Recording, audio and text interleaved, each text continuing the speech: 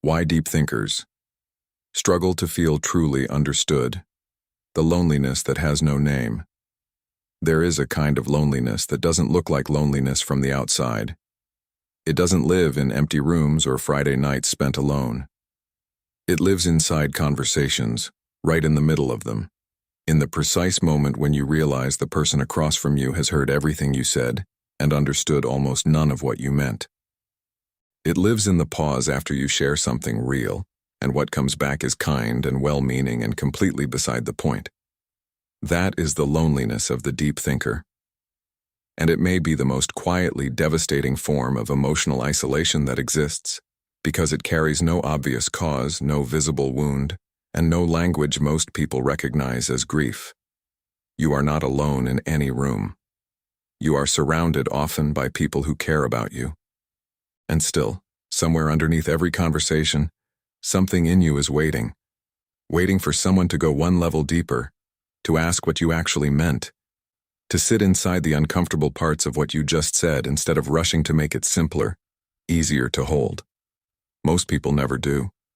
Not because they don't care, but because they are not built the same way you are, and that distinction, simple as it sounds, contains an entire psychology that most deep thinkers spend years trying to understand, and even longer trying to stop grieving. This video is not about how to explain yourself better. It is not a guide to finding your people. It is about what happens, psychologically, emotionally, in the nervous system itself, when a person who processes the world at depth spends years reaching toward genuine understanding and consistently arriving just short of it. What that does to the way you trust, to the way you edit yourself before speaking, to the part of you that slowly, quietly, stops bringing your full interior life into rooms where it has never once been fully received. It is about the adaptations, the erosions, the places inside you where hope used to live and something more guarded took its place. You were never just thinking too much. People have been telling you to stop overthinking since you were young enough to believe them. Stop analyzing. Stop reading into things. Stop making everything so complicated. The advice was always delivered with good intentions and a fundamental misunderstanding, as if the depth at which you process the world were a habit you had picked up somewhere and could just as easily put down. It isn't a habit. It never was. What gets called overthinking in a deep thinker is not an excess of thought. It is the natural output of a mind that cannot encounter anything, an idea, an emotion, a conversation, a moment of silence, without immediately sensing the layers underneath it. The implication beneath the word, the feeling beneath the behavior, the question beneath the question that was actually asked. This is not a malfunction. It is a mode of perception. A malfunction can be corrected. A mode of perception is the lens through which reality arrives. You don't choose it any more than you choose the depth at which your eyes focus. It is simply how experience reaches you. Already filtered through meaning, already weighted with implication, already connected to things the person in front of you hasn't thought to connect yet.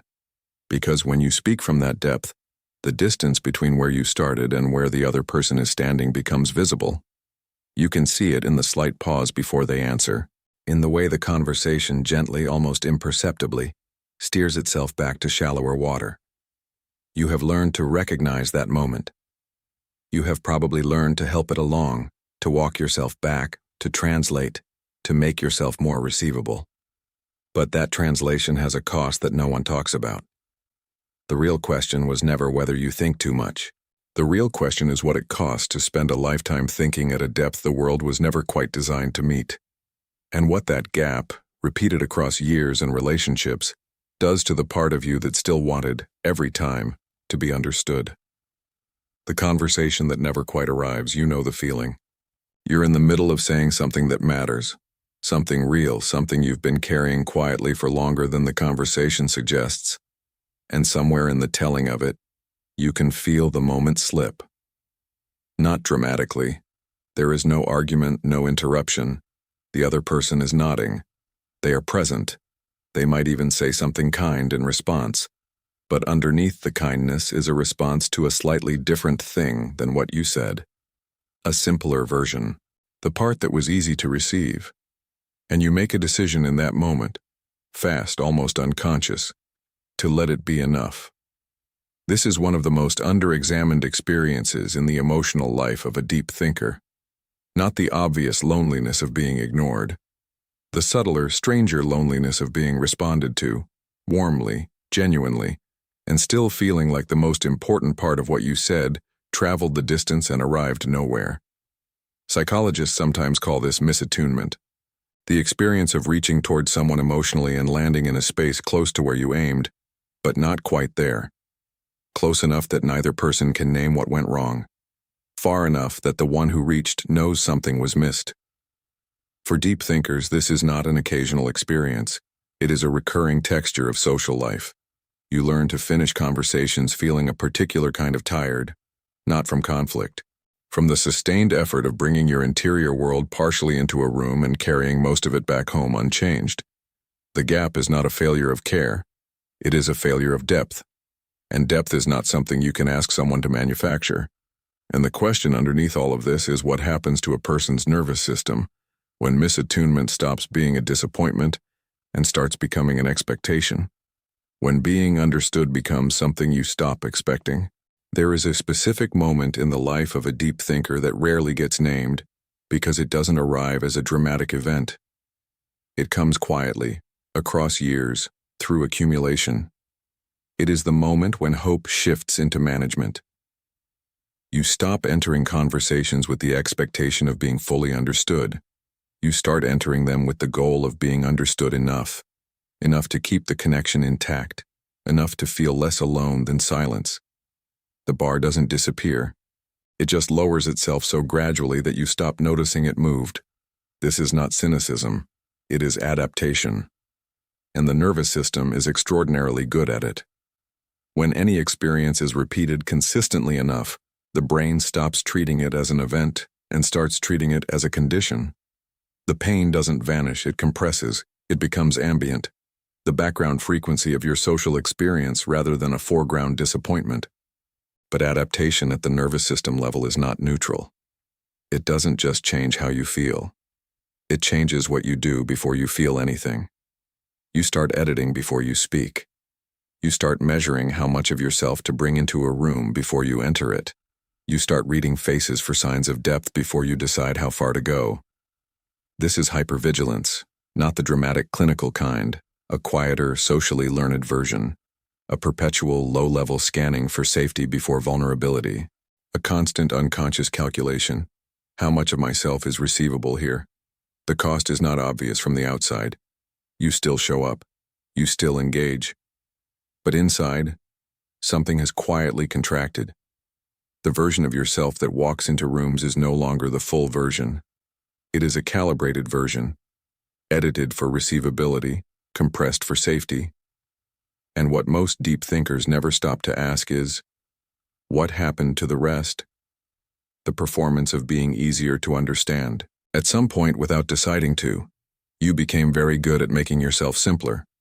Not simpler in the way of clarity, simpler in the way of reduction, the careful removal of the parts of yourself most likely to create distance, the softening of opinions that run too deep, the replacement of what you actually think with a version that travels better in the rooms you inhabit. This is not lying. You are not pretending to be someone else. You are selecting, with extraordinary precision, which parts of yourself are safe to present, and quietly retiring the rest to an interior space where they are held but never shared. Deep thinkers develop this skill early, often in childhood, in the first rooms where their depth was met with confusion or the particular social discomfort of someone who doesn't know what to do with a child asking that kind of question. The learning is swift and wordless. This part of you makes people uncomfortable, so you learn to lead with something else. By adulthood, the selection process has become so automatic that most deep thinkers no longer experience it as a choice. The internal censor activates before speech. The editing occurs before thought fully surfaces. The psychological name for what accumulates through this process is self-abandonment, not the dramatic version, the erasure of identity through a single defining event. The slow, chronic version, 1,000 small retreats from your own interior truth, each one individually reasonable, collectively corrosive. Because identity is not a fixed thing. It is sustained through expression. Every time you choose not to share something true, not because the moment is wrong, but because you have learned that this particular truth tends not to land, that part of you becomes slightly less available, slightly more convinced that its rightful place is interior and never quite spoken aloud. The performance of being easier to understand is not a mask you put on. It is a self you slowly, quietly grow into, while the deeper self waits in a room that fewer and fewer people are ever invited to enter. Why your depth reads as intensity to other people. You were not trying to be intense, you were just being honest. That distinction is one of the most disorienting realizations in the emotional life of a deep thinker. The gap between how your inner register feels from the inside and how it lands on the outside. From inside, what you expressed was measured, the distilled version of something far larger that you chose not to say. From the outside, it registered as heavy, overwhelming, or that word that follows deep thinkers everywhere: too much. The psychological mechanism behind this is almost never explained. Human beings calibrate emotional intensity relative to their own baseline. When someone expresses something at a depth that exceeds what a listener can access in themselves, not because the listener is shallow, but because they simply haven't mapped that interior territory, the mismatch doesn't read as depth. It reads as dysregulation, as something the nervous system of the other person doesn't quite know how to hold. The nervous system responds to unfamiliar emotional intensity the way it responds to other forms of unpredictability, with a subtle contraction, a quiet search for safer ground. The other person may not even be aware it's happening. They simply find themselves steering the conversation somewhere lighter. You have felt that relief from the other side, the slight release of tension in the room when the conversation moves away from what you just said. What this creates over time is a profound self-consciousness around your own interiority. An internal editor that asks, before anything real surfaces, will this register as feeling, or will it register as too much feeling? That hesitation is not neurotic. It is learned. It is the accumulated evidence of dozens of moments where your genuine emotional register created distance instead of closeness. And a deep thinker who has learned to distrust their depth is someone who has been quietly separated from their most essential way of connecting with the world. The hidden cost of always being the one who understands. There is a role that deep thinkers tend to occupy in their relationships without ever formally agreeing to it.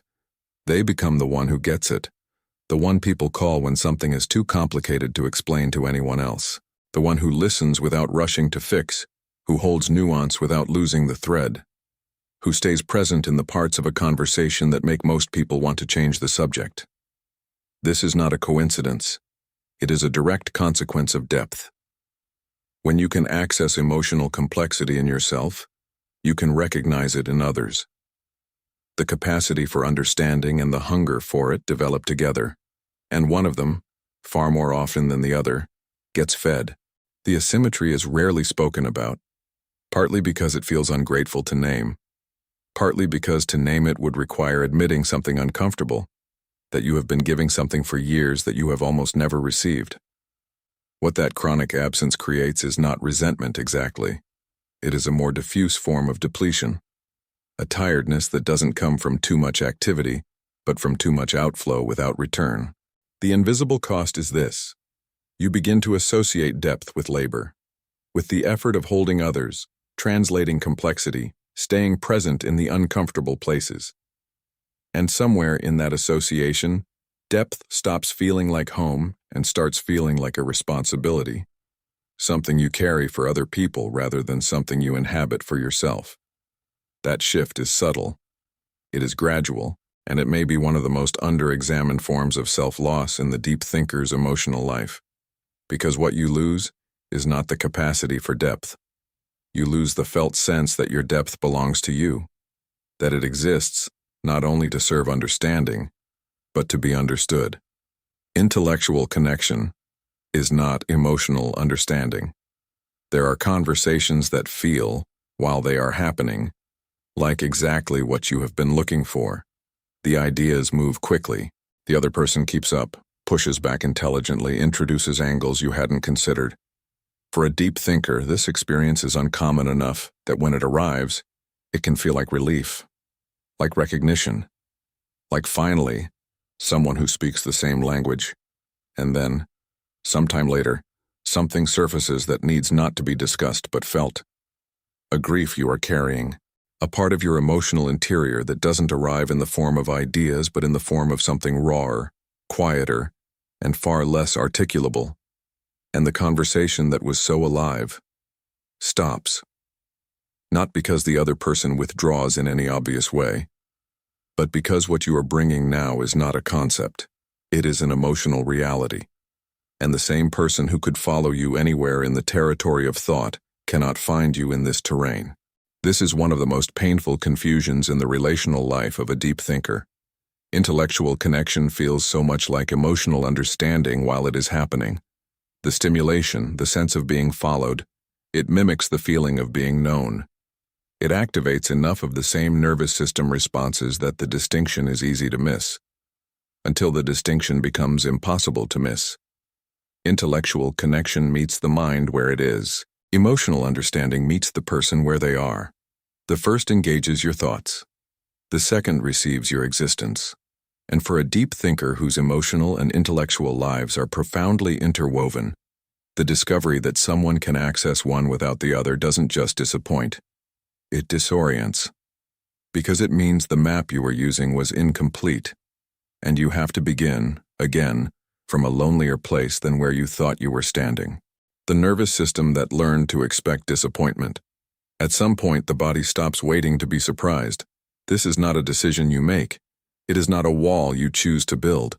It is something that happens beneath the level of intention, in the nervous system, in the body's learned anticipation of what connection tends to produce. After enough experiences of reaching and arriving just short, the nervous system does what it is designed to do. It adapts. It stops treating connection as an open question and starts treating it as a known quantity. And a known quantity that has consistently disappointed becomes something to manage rather than something to hope for. The psychological term for this is learned anticipatory withdrawal, the body's version of the mind's resignation, but it operates faster, and it operates first. Before you have consciously assessed whether this person, this moment might be different, something in your nervous system has already begun contracting, already begun the quiet calculation of how much of yourself it is safe to bring here. This is not the same as emotional unavailability. You are available. You want to connect. The hunger for understanding has not disappeared. If anything, the years of near misses have sharpened it into something almost unbearable. But the body has developed a protective latency, a pause, so automatic it no longer feels like a choice, between feeling safe enough to try and actually trying. What this creates in daily life is a persistent internal split. The part of you that wants connection and the part of you that has learned to brace for its limits coexist in every relational moment. You are simultaneously present and preemptively withdrawn. From the outside, this can look like guardedness. From the inside, it feels like exhaustion, like the particular tiredness of someone who has wanted the same thing for a very long time and has developed elaborate internal architecture to survive not getting it. And the most painful part is not the architecture. It is what the architecture was built to protect. The part of you that still, underneath all of it, wants to be found. Why solitude feels safer than most relationships. This is not about introversion. That word gets used too quickly, too cleanly, to describe something far more complicated. The deep thinker's relationship with solitude is not simply a preference for quiet. It is something that developed in response to a specific and repeated relational experience. The experience of being partially present in rooms where full presence was not possible, and returning from those rooms carrying something heavier than when you arrived. Solitude in that context is not withdrawal. It is the only environment where the gap closes. When you are alone, you do not have to translate. You do not have to measure how much of yourself is receivable, or monitor the subtle signs of discomfort in another person's face, or make the quiet decision, again, to carry the fuller version of your interior world back home unexpressed. In solitude, Your depth is not a social variable. It is simply the atmosphere you inhabit. This is what most descriptions of the deep thinker's solitude miss. They frame it as a personality trait. What it often is, more precisely, is a learned response to the cost of connection, not a preference for aloneness over togetherness, but a preference for the specific rest that aloneness provides over the specific exhaustion that partial connection produces. But this preference carries its own cost, because the need to have your inner world received, confirmed, genuinely met, cannot be satisfied in solitude. You can know yourself deeply. You can spend hours in your own company and emerge feeling genuinely restored. And still, the relational dimension of being understood, the experience of your inner world landing in another person and being held there, remains unmet. Solitude heals the exhaustion of being misunderstood. It does not heal the wound of never having been truly found. And that distinction is where the deep thinker's loneliness lives most permanently. The people who almost understood you. There is a particular category of loss that deep thinkers carry quietly and almost never speak about. Not the loss of people who were distant or clearly unable to meet them. That loss is painful, but it is legible. The loss that sits differently is the loss of the people who came close. The ones who, for a period of time, sometimes a conversation, sometimes years, seemed to understand at a depth you had rarely experienced before. The ones who almost had it. These relationships exist in a strange emotional category. They were real. The connection was genuine. There were moments of actual recognition, moments where you felt, with unusual clarity, that what you had expressed had genuinely arrived somewhere, and those moments recalibrated what you thought was possible. They confirmed that the depth you carried was something another person could, in fact, receive. And then, in some way that was often gradual and never fully explainable, it stopped. The understanding that had seemed so present revealed itself to be bounded, available up to a certain point, and then, quietly, no further. And you were left holding something more painful than simple disconnection, the evidence of what real understanding felt like, alongside the loss of it. This is why near understanding often hurts more than complete disconnection. Complete disconnection leaves the need intact but abstract, a longing for something not yet encountered. Near understanding makes the need concrete. It says, "This is what you're looking for. You have felt it. It exists." And then it says, "And you don't have it anymore." The near-miss relationship doesn't just create loss. It creates a reference point, a standard that subsequent connections are measured against, often unconsciously and frequently found wanting. The people who almost understood you are not failures. They are the clearest evidence of what you need. And what you need, this video will spend its remaining chapters trying to name more precisely. What you're actually looking for when you search for understanding. The word understanding gets used as if its meaning were obvious, as if everyone searching for it were searching for the same thing. They are not.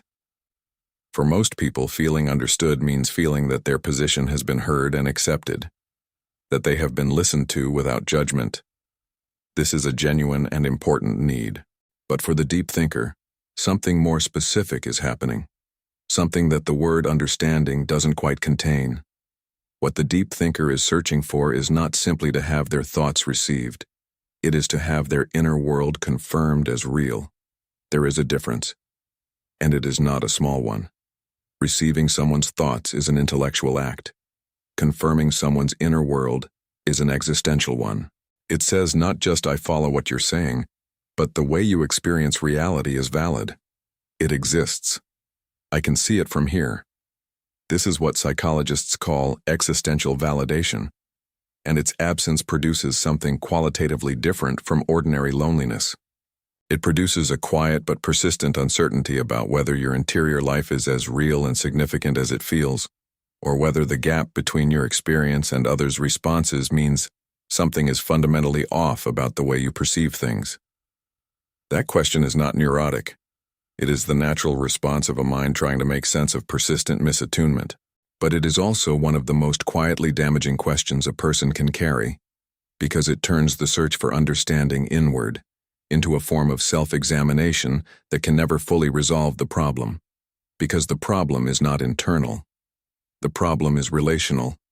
You do not need to understand yourself more clearly. What you need is for that understanding to be met from outside, for your inner world to land somewhere and be held there by another person who can see it without flinching. That is what you have always been looking for. And it is more fundamental than connection. It is closer to being witnessed. The moment you started hiding the deepest parts of yourself. It didn't start with a decision. It started with a response. Someone reacted to something real in you, not with cruelty necessarily, but with something that communicated clearly enough to register. This part of you is too much for this space. It might have been a look, a silence that lasted a beat too long, a laugh that wasn't unkind but was wrong, or simply the way a conversation pivoted smoothly and quickly, away from what you had just allowed to surface. You were young enough that the lesson landed at the level of the body, not the mind. You didn't think I should hide this. You felt it. A contraction, a pulling inward, a fast and wordless recalibration of what was safe to let out. And you adjusted. Not because you were weak, but because you were intelligent. Because you read the room with the precision that deep thinkers have always been capable of, and you understood without being told that there were parts of your interior world this room was not equipped to hold. The tragedy is not that the lesson was learned. The tragedy is how permanently it was learned. Because that first experience of being too much didn't just teach you to be careful in that room. It established a template. A before I show this I check framework that became, over repeated applications, structural. Not a habit you chose, but a reflex you developed. What you built across those years was not a wall. Walls are chosen. What you built was a threshold, a sophisticated internal system for assessing in real time how much of yourself any given moment could safely hold. The threshold protected you. It also made you a stranger to rooms that might, against your accumulated evidence, have been safe enough to enter fully. Understanding yourself is not the same as being understood. Deep thinkers tend to become exceptional at self-knowledge. When the external world consistently fails to reflect your interior life back to you accurately, you turn inward. You develop the capacity to examine your own emotional patterns with unusual clarity, to understand your own psychology with a sophistication that most people never reach. This is a genuine achievement. It is not nothing. But there is a consolation that deep thinkers sometimes reach for that deserves to be examined carefully. The consolation that says, if no one else can truly understand me, at least I can understand myself. The self-knowledge stands in for the being known. It cannot. Not because self-knowledge is insufficient. It is often more precise and more honest than what another person could offer. But because being understood by yourself and being understood by another person are not the same category of experience. They satisfy different needs. They operate on different dimensions of what it means to be a human being in the world. When another person understands you, genuinely, at depth, something happens that self-knowledge cannot replicate. Your inner world crosses from the interior into shared reality. It exists for a moment in the space between two people. And that externalization does something to the nervous system that introspection alone cannot do. It says, you are not alone inside this. Your inner world has weight and substance outside your own perception of it. Self-knowledge can tell you that your feelings are valid. Only being understood by another person can show you that your feelings are real in the world. This is why the deep thinker who has worked hardest on self-understanding can still feel profoundly, specifically lonely. Because the thing self-knowledge cannot reach is the relational dimension, the experience of being seen from outside, which is the only direction from which being truly seen can come. Why being understood terrifies you as much as it calls you. Here is the paradox that lives at the center of the deep thinker's relational life, the one that is almost never spoken about because it is too uncomfortable to examine directly. The thing you want most is also the thing that frightens you most. From the outside, you appear to want connection.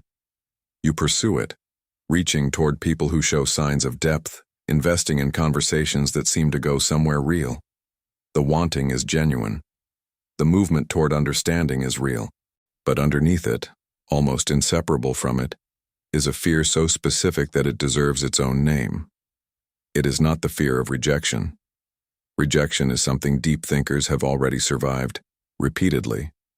What lies deeper, and is far less examined, is the fear of exposure. The terror of being fully seen and in the moment of full visibility, being found insufficient. Being understood completely and having that complete understanding confirm, rather than dissolve, the deepest fear, that there is something in you, at your most fundamental level, that is not enough. This fear is sustained, paradoxically, by the same depth that makes the longing so acute. The deep thinker knows how much is inside them. They know the full complexity of what would be revealed in a true act of understanding. They know that the version of themselves they have shared with the world is a curated version, careful, edited for safety. Full understanding would require the uncurated version, and the uncurated version has never been tested against another person's response.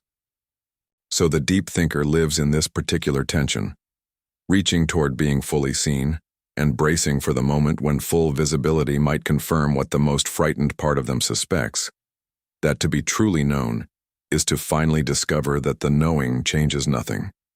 That fear is not the truth, but it is the thing standing between you and the understanding you have spent your life looking for. What it means to stop waiting and start inhabiting.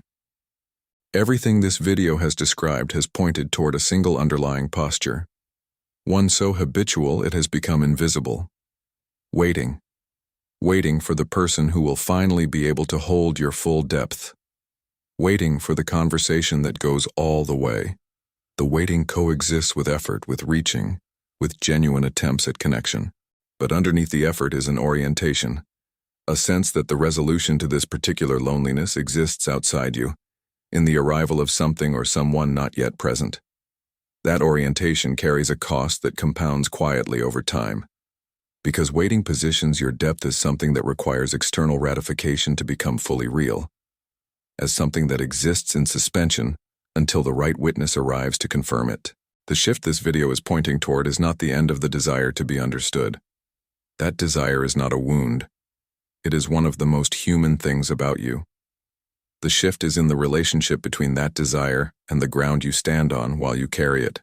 Your depth does not need to be received to be real. It is real.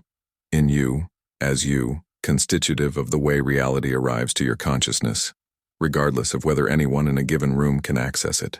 The inner world you have spent years trying to bring into shared space does not become more legitimate when it is finally understood by someone else. It was always legitimate. This is not a consolation. It is a correction.